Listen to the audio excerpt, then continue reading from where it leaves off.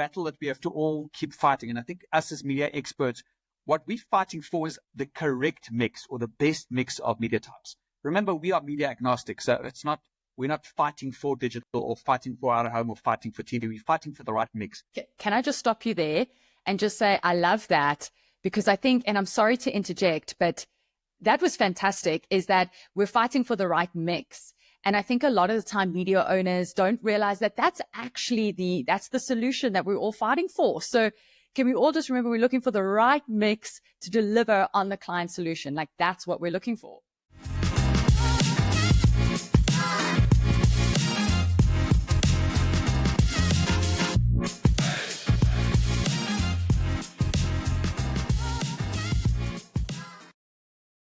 Welcome to the Beyond the Billboard podcast. Today, our VIP guest is Chris Botha, the Managing Director of Park Advertising. Chris has been at the helm of this group and agency for over 20 years. What an incredible achievement. Made up in this agency is Meta Media, MediaShop, Lucid, and their Marketing Intelligence Hub. And I would just like to call out that MediaShop has won recently Mark Live's Agency of the Year. Chris, congratulations on that award, but also congratulations on the achievement of having been at the helm of this incredible agency group for so many years. Thank you for joining us. Thank you very much for the opportunity. It's great to be here.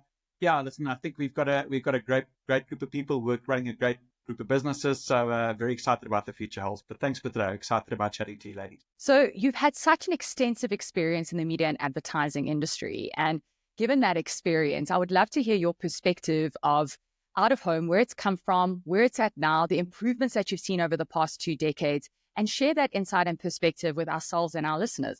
I'm now officially, I guess, one of the people who's got a bit more experience than most. I mean, I've worked in the industry now for 25 years. And I think compared to out of home when it started, I think the biggest change that I've seen is the vibrancy in the medium, I would say. If you go look at when I started working on it in 1999, the year 2000, there were a couple of players, really 2 or 3 or 4 players that were the core players. I mean, back then it was called Corpcom and Rent-A-Sign, which is all what we know now as JCDecaux. Prime Media out of home, I think, was still like a little infant, and there was things like CommuterNet, which is Ken Regis' business. You know, so how much it's changed from having a couple of suppliers to now where we deal with more than 200 odd suppliers, going from static billboards to digital billboards, from no research to tons of research.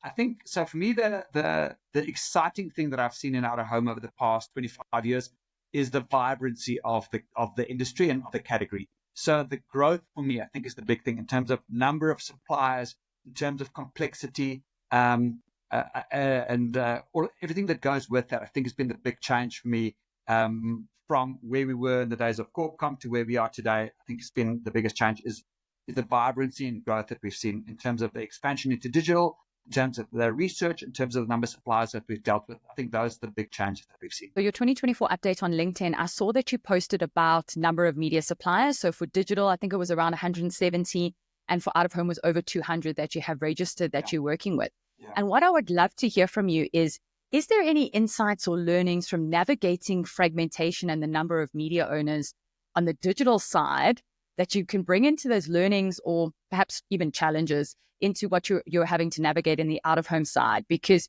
for me, I think a lot of the out-of-home media owners and the out-of-home industry sometimes can be in a bit of an isolated space and not realize that there's also this fragmentation happening in the digital media space. So do you have anything to build on there or to share? The challenge that the industry is facing, how do we consolidate without losing our individual identity? I think the one thing we can never afford is to have monoliths.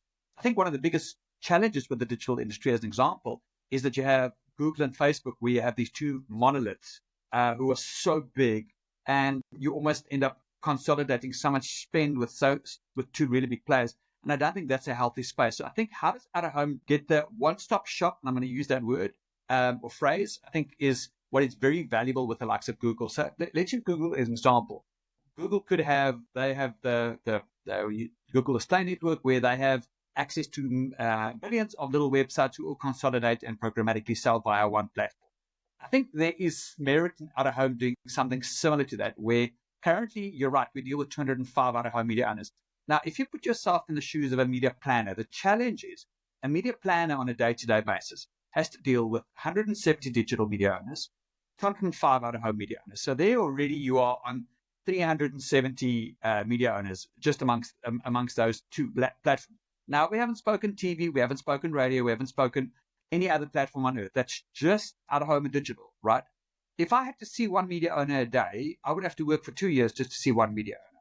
So it's for a media person, it's almost physically impossible to really have deep contact with every out-of-home media owner and every digital media owner. Therefore, how do we get consolidation without losing individuality? I think that's the challenge that the out-of-home industry has to face, is how do we get, as an example, amongst our 205 media owners, there are obviously a few big ones, but how do we get, if there are, let's say, out of that 150 of them, how do we get them together in a way that we can brief all of them at the same time, get reverts back from all of them at the same time, in the same templates, in the same format, to the same standard in quality? I think that for us is the challenge that we have to get to, that we can have access to more media owners in an easy, concise way, and get feedback from more media owners in an easy, concise way. For us, we want to brief all 200 media owners every time with every campaign. The problem is that's 200 different emails that you have to send, 200 different replies that you have to get back and try and consolidate and sift through, right? As opposed, if we had a portal, platform, whatever you want to call it, a means for us to get access to all 200 media owners through the click of a button and get replies back from all 200, and then be able to easily compare and make bookings. I think that's what we want to aim for without losing the individuality. I love how you've actually given some examples of what does this look like from an agency perspective. It's not about not wanting to work with certain media owners. It's really more about that there's just not the capacity given the scale of the industry and how many different players there are. So it's something that has come up in our client series too. We have a series on our podcast called The Client's Point of View. And in those episodes, we've had some of the biggest brands in the country sit down with us to discuss out-of-home specifically. In those conversations, we've had brands like Absa, Nando's, MTN, F&B, KFC, Mondelez, all join us. And it's been amazing to sit down with brands and pick the brain of a marketing manager, brand manager, or media manager at these absolute giant out-of-home brands and, industry brands. And there are always nuggets that come out of those episodes. And I really would invite anybody who hasn't listened to those episodes before to go back and listen to them. Sometimes you might not be able to get FaceTime with the client or with the account lead on KFC, but we've actually opened a door into that person's office to say, pull in for a half an hour session and find out what do they think about consolidation and fragmentation or around measurement in out-of-home. And something that's come up in every single one of those episodes almost is around mixed media modeling. And I wanted to ask, could you give us your view on it and just some background around what is mixed media modeling? What role does it play when out-of-home budgets are assessed or media budgets are assessed and, the pie is divvied up? How does that strategy and planning tool lead into kind of how brands come to market? Cool. So I think, first of all, what's very important to understand is almost a step back before we start talking about, let's call it triple M. I think it's for ease of use, is understanding why we're asking that question.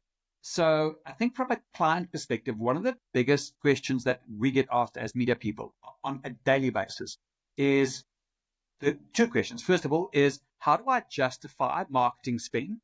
Okay, so brands are spending hundreds of millions of rands on marketing on an annual basis, billions if you look at the total industry. And what every CFO wants to know is, okay, cool, you've just spent R1 million on a campaign, or 100 million rand, or 20, whatever the number is, and how did that result in sales? What did that do for us, right? So that's the background, the question that clients get asked all the time. Okay, and so accountability in media and marketing is critical. And we would see, as an example, in digital media, this is where digital media is gaining such traction, is if I go put, as an example, R1 million on a digital campaign, and there's an e-commerce landing page at the back end, as a marketer, I can emphatically say I spent R1 million on advertising, and I delivered R1 million as an example in sales, right? And that closing that loop to say marketing spend equal this in sales is incredibly important. And that's, by the way, why we are seeing such a massive burgeoning of digital in the industry, right? The second question that then gets asked is, okay, but what led to that sale, right? And I think that's where Triple M comes in, right? is for us, is where we can get to the point is to understand what role various media types play in advertising. But it goes beyond just, and media modeling focuses specifically on media. But what we try and do is more like attribution modeling, econometric modeling. There's a variety of names for these things, but it's to truly understand what drives the sale of a product. And to say, okay, cool, well, if I were to spend more on television, as an example, what's the impact on my sales? And where modeling comes in then is how do we do that over a longer term? So, as an example, if I put a billboard up now, there's a trend we're seeing, what I call last click attribution, right? In other words, everybody goes, okay, cool, well, most of my sales come from Google, so let's put more money on Google advertising, right? Whereas actually what we're seeing is if you put more money on home or TV, that drives traffic to Google, which drives to the sales, right? So it all pulls back to accountability. How do we know what media type delivers what when it comes to the sell in the end? So if I spend more money on out of home, what does it mean for my Google traffic? What does it mean for my sales in the end? What does it mean for my overall? So that's the background to why mixed media modeling is so important for us, is that we can start understanding and give answers. There's a very famous quote, John Wanamaker quote, which I'm sure everybody knows. He said, I know 50% of my advertising works. I'm just not sure which 50% it is. I think that is a lot of CFOs don't like. That's a joke that us as advertising people like to use. It's a lot of CFOs don't take that as an answer anymore. They want to know exactly what the result is. So I think for us, that's the big thing, is how do we get an answer? It might not always be the correct answer, but we have to have an answer that leads us in the right direction, that we know that we can start justifying traditional media platforms specifically to compete with a lot of the digital platforms. It leads me to ask a follow-on question, is that in the world of out of home, we know that we've got measurement, which is your planned number of people that you'd like to reach. And in certain environments with certain media owners, there are other measurement factors that can almost show, we plan to target this amount of people in this environment or in this mall or in this airport, that we know that that's how many people are there. But how do we actually, not being a digital platform where you can tell how many people clicked and where they exactly went, how can out of home best position itself or play in this mixed media modeling or attribution perspective? What advice or suggestions do you have for both the media owner side of the fence as well as the media agency side? Because we can't compete with some of the metrics of the other media channels. And I've always said we don't need to. We are not TV. We are not digital, but we are out of home. How can we compete effectively in a world where, like you say, the conversations that are happening at that level, the reality is the CFO wants to know what was the ROAS or the return on advertising spend. And he's not really interested in like, well, the billboard was really cool and it had smoke and bubbles. It's like, okay, that sounds fine, but that's not a metric that he can plug into the budget. I think by the way, the good thing and the bad thing is that there's no media type that can emphatically answer that question, right?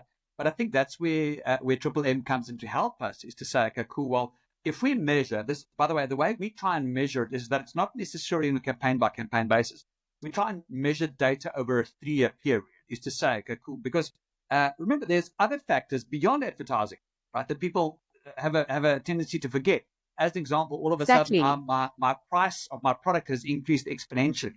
The weather has changed drastically. I remember having worked in Coca-Cola in 2014, I think it was, and we did early onset like econometric modeling at the time, and much to our dismay, we figured out that the thing that drives Coca-Cola sales is the weather.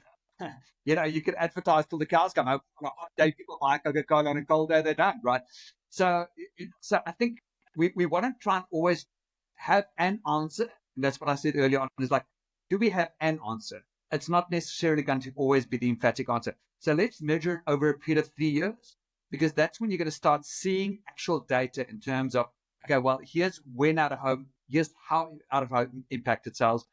And by the way, all of the other media types as well. Because I think this last click attribution, this race down to the bottom to say digital is the answer, the be all and end all, I think is a very, very dangerous place to be. So we need to avoid that at all costs.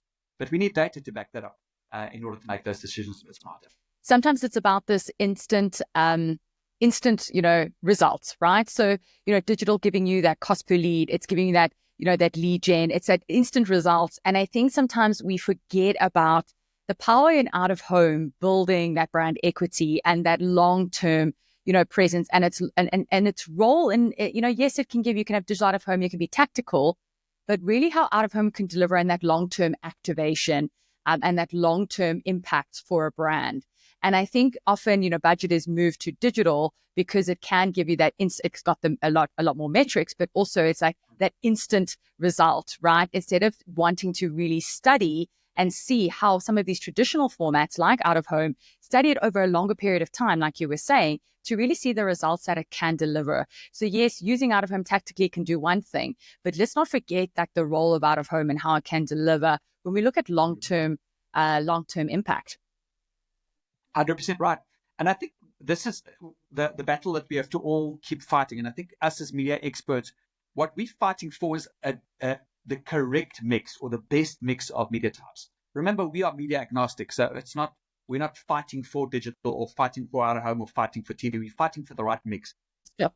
Can I just stop you there and just say I love that, because I think, and I'm sorry to interject, but that was fantastic, is that we're fighting for the right mix. And I think a lot of the time media owners don't realize that that's actually that's the solution that we're all fighting for. So can we all just remember we're looking for the right mix to deliver on the client solution? Like that's what we're looking for. 100%. And I think, by the way, the successful media owners are the ones who see it that way. And there are very many of them who do. There's a job we all have to do to sell our platforms, right? But if you sell your platform and it doesn't result in sales for the client, then you're actually just wasting their money, you're wasting your time, and that'll be the first and last time they'll use them. If you sell your platform together with other platforms with the genuine best interest of having the client's sales, product, et cetera, at heart, then they'll keep coming back to you, right?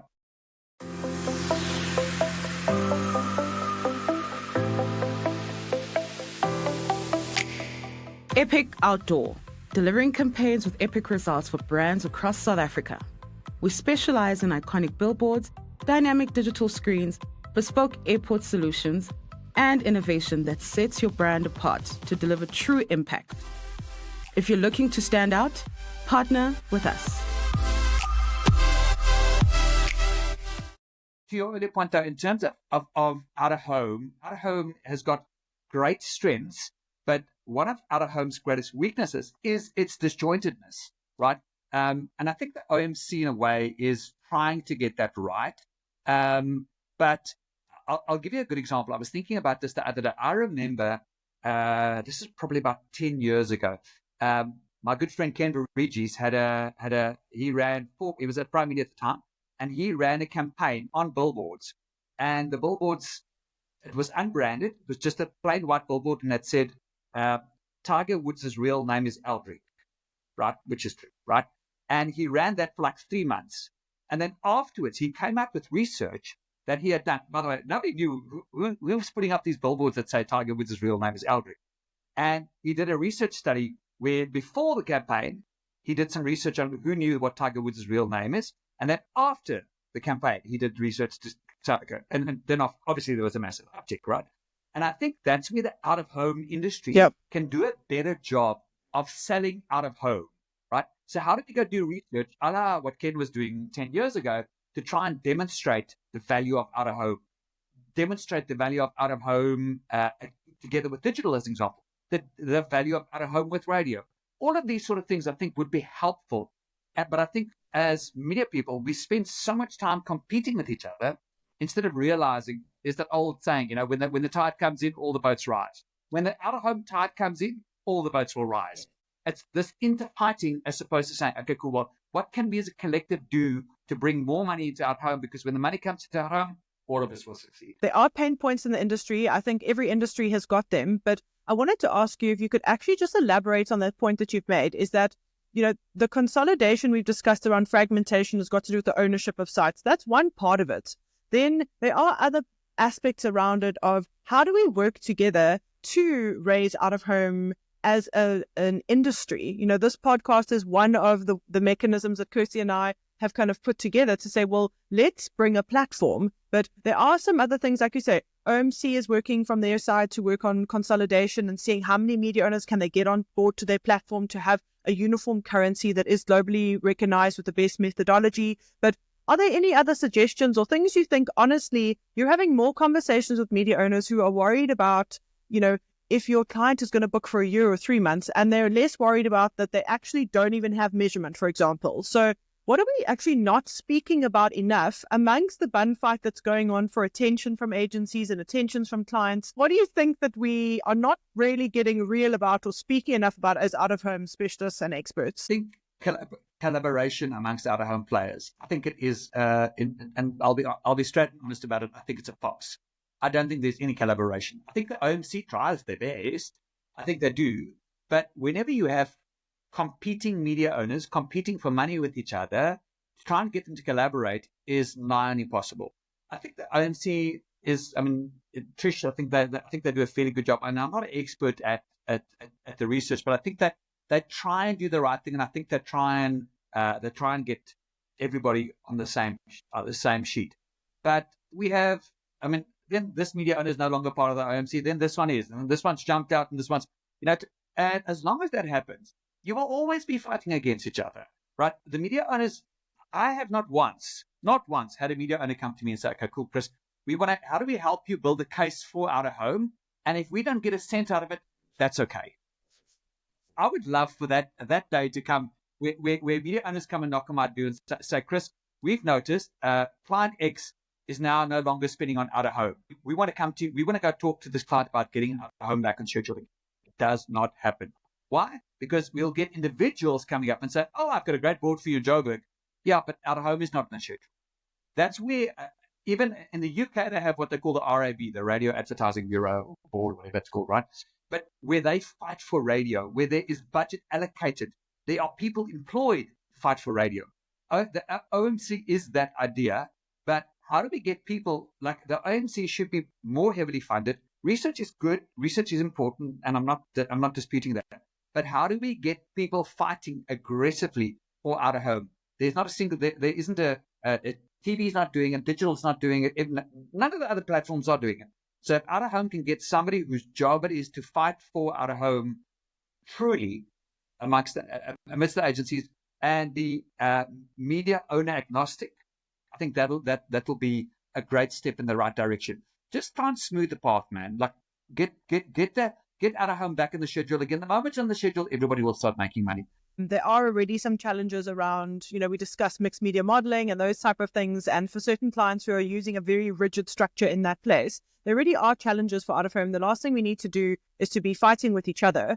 I think the other thing that's also really critical to mention in this conversation is around the role of UMSA and industry bodies. I think that there's a lot to learn from other industries that are more established, how those industry bodies work. From a regulatory perspective, we understand that depending on the municipality, depending on the region, there are also different legality around sites, and that opens up a whole different kind of conversation around what needs to be done in that space, not only from a collaboration. And I love the example that you gave around coming together to say, you know what, 3 of us have come together and decided we want to fund a use case or a case study for a client. And it's actually not about us making a media booking. It's more around how can we help create a solution that you can take to other clients, and then we'll end up on that media booking at that point. So I think it's a critical example, but I think some of the jobs to be done are really huge when it comes to regulatory perspective. Like I said, industry bodies, I think it's important to come together as a collective in that space to also see how can we all have meaningful conversations. Also very much not about having fast relationships, as you mentioned, around some of the collaborations seem really, in inverted commas, just for kind of the look of something. It's shop fronting. So I really think that you've given some great insights there. Yeah, I agree 100%. And I think that's where the trick is consolidating 205 media owners again, right? Is how do you get 205 media owners singing off the same hymn sheet? I think that's incredibly difficult. So I get why it's not working, but that's not that should be the excuse. I think there is more work to be done. By the way, just as me, I don't know whether it's an encouragement or a discouragement, but I don't think any other media owner is getting it right either. I think there's nobody fighting the battle for television or for radio or for digital. I think it is worth getting somebody to fund it. And you know what? It's going to cost you if you're going to go do Ken's out of home example, right? That he did a couple of years ago. It's not going to cost you money, right? Worst case, you're going to have to do some modeling to demonstrate it. You're going to go do something in a client's going to cost you a couple of $100,000. To see the return on that investment for the industry is will be beyond that in multiples that you cannot imagine, because once you've done the research, you can apply it to every single client. It's not something that you have to go now do bespoke. You could do it bespoke for client X, but if you do it generically, it's something you can very easily apply across a variety of clients to the benefit of the entire industry. It's great that you have double-clicked on the need for collaboration in the out-of-home industry. It's something that has come up quite a lot in the podcast in repeated episodes. And I think the more that it's spoken about, the more that there's accountability to do it, right? As we're moving forward in the year to come, in the years to come, I think the more that we have senior leaders in agencies, senior leaders on the media owner side, that is having these conversations and really calling out pieces like fragmentation, needing a consolidated approach to the buy side for out of home, which is what we were speaking about, like a platform to be able to have all those media owners on that you're able to purchase the media through.